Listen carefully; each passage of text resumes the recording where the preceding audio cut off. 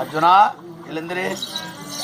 அர்ஜுனா, ஆமா, என் பாதத்தை பணிந்திருக்கிறாய். ஆமா, என்றும் நீ வெற்றியோடு இருப்பார். அப்படியா அண்ணா?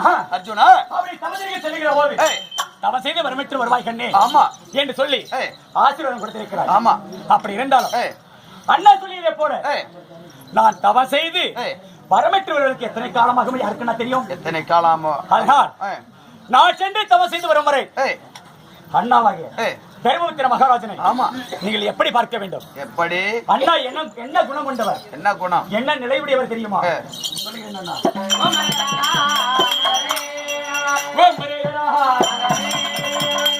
அண்ணா அவர் கழித்தால் எல்லாம்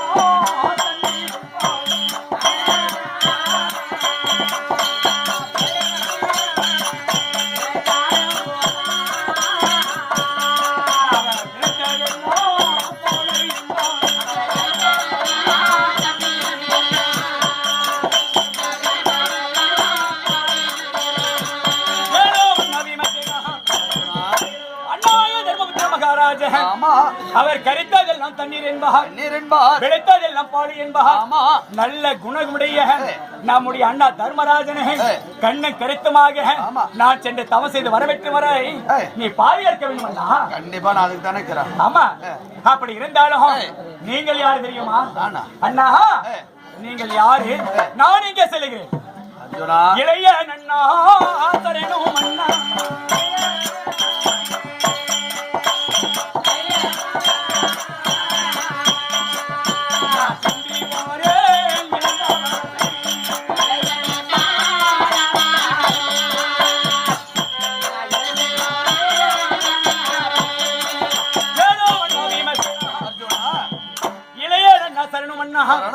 நான் சென்று வருகிறேன் இந்த இளந்தவசி.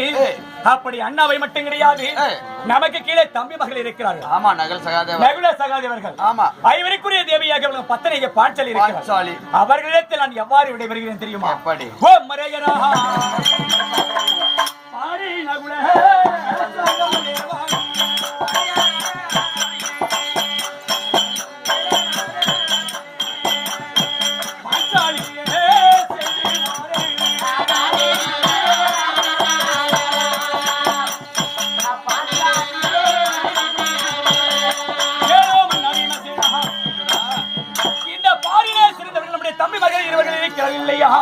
நகுல சகாதேவர்கள் அவர்களையும் பாதுகாக்க வேண்டும்.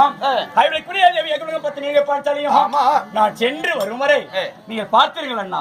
அர்ஜுனா, நீ சென்று வரவில்லை. ஆமா, நான் எல்லாரும் பத்திரமா பார்த்துக்கிறேன். ஆமா, எப்போதும் பின் வைக்க கூடாது. ஆமா, வெற்றியோட திரும்பி அந்த சிவனை கோரி அவமிருந்த பாசிபராருக்கு பெற்று வருவாய். நாம் மூலம் பங்குல பரார் பாதி நாடை பெறலாம். அப்படியா? சென்று வர வேண்டும். அப்படியே வருகிறேன் அண்ணா.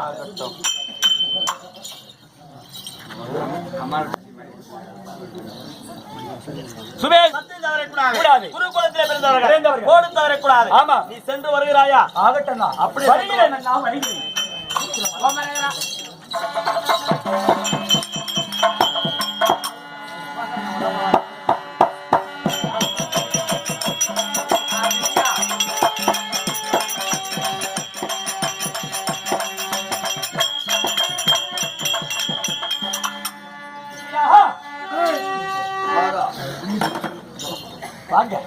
என்னுடைய அண்ணாவை திரும்பத்திர மகாராஜர் வேண்டுகிற போது ஒரு வார்த்தை சொன்னார். என்ன சொன்னார்? தம்பி, தவம் செய்ய செல்லுகிறாய், உனக்கு எதிர்க்கிற கண்ணி ஆயுதம் பாதுகாப்பிற்கு வேண்டும் என்று சொன்ன உடனே அதற்கும் ஒரு வார்த்தை சொன்னார்.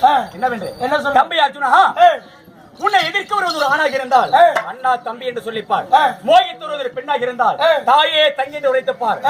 ஒரு முறைக்கு 2 முறை, 2 தரத்திற்கு 3 தரம், 3 முறை சொல்லி கேட்கவில்லையானால் கொல்ல வருவதற்கான பசுவாக இருந்தாலும் சரியே ஒன்றிவிட்டால் தோஷம் கிடையாது என்று சொல்லி இருக்கிறார்.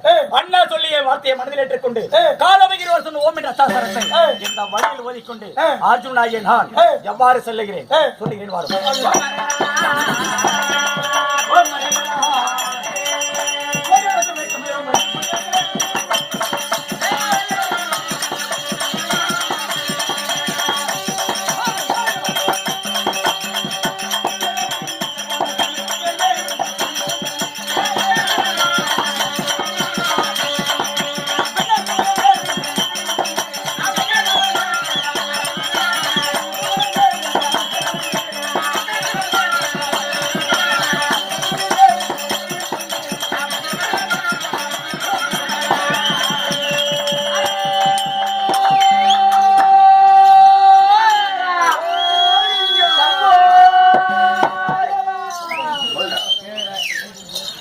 வசையாக இப்படி ஒரே எண்ணத்துடனும் ஒரே வேகத்துடனும் காரண வழியாக கைலாயம் செல்லுகிற போது காரணத்திலிருந்து வானத்தை பார்த்தால் வானம் எப்படி இருக்கிறது? கருநீல நிறமாக இருக்கிறது.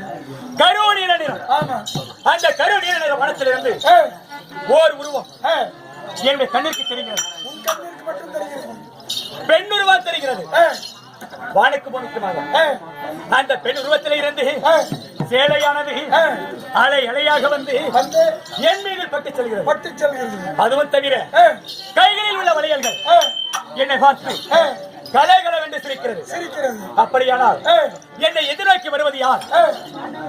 இல்லையா? சொல்லுகிறேன் வாரம்.